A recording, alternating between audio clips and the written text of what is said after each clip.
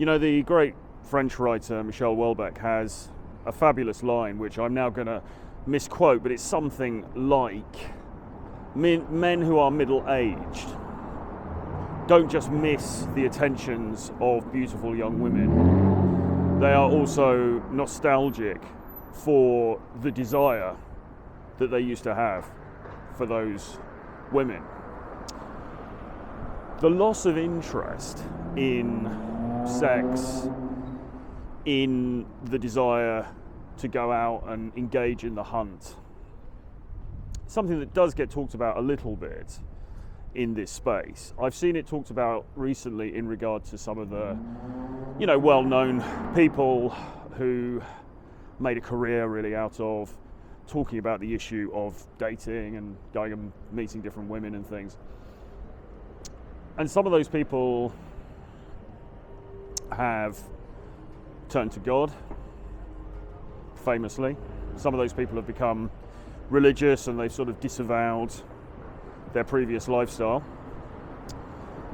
And others have met an even more, unfortunate end than that, very sadly. So it is a real issue, isn't it? Because if you have dedicated your life to pre-APPROACH pastimes, let's say, then what do you do when you come to the autumn of your years and the drive just isn't quite there anymore, or not to the same extent? Well, it's something that really I've had to ask myself, because I suppose I'm in that autumn period, or certainly very late summer, very, very late summer, kind of autumn. And yeah, I mean, the drive that I used to have when I was in my 20s, and even well into my 30s, all my 30s really, is just not there to the same degree that it was. It's not to say that it's gone entirely, of course, but it's certainly not as strong as it once was. It doesn't drive me in the same way. So you might say, well, so when are you going to take the God pill? And I don't think that's going to happen.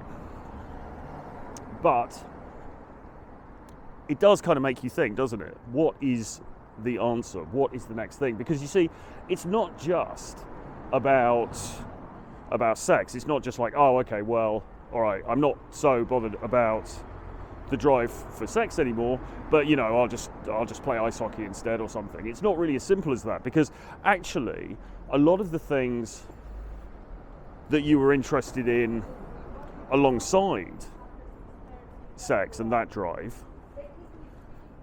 in themselves become less interesting. So for example, I mean, I'm walking through the city now, coming into the evening. I used to find the city in the evening and at night incredibly fascinating, something really, really beguiling about it. And I suppose I still do, to an extent, but maybe not quite to the same extent. Because part of that fascination was around the erotic possibilities that the city might afford in the evening.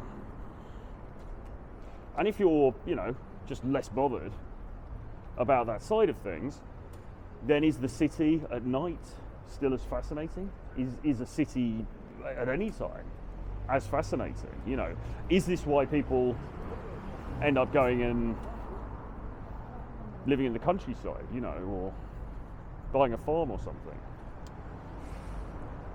The answer, of course, is that you should never base your life entirely on one thing, and it certainly shouldn't be sex. It shouldn't be the pre-APPROACH. There should be other things. Now, I am fortunate because actually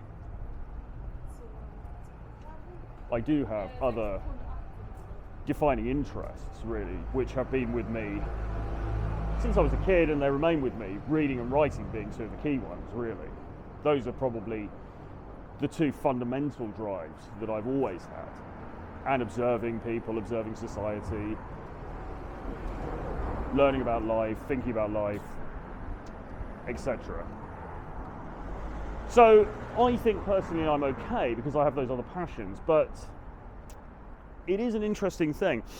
I think to not put too much of a damper on this though, I think that becoming older, it's not, it's going to be different for everybody, right? I mean, I know dudes who are the same age as me and older than me, and they are absolutely charging around, you know, and having a fantastic time. And there are periods when I'm charging around, and I'm doing that as well.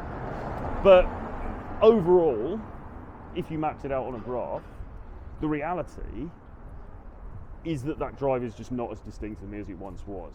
And I think that that's okay. In many ways, it's a blessing because it frees you up. But there's no point in being freed up if you haven't got anything to be freed up for.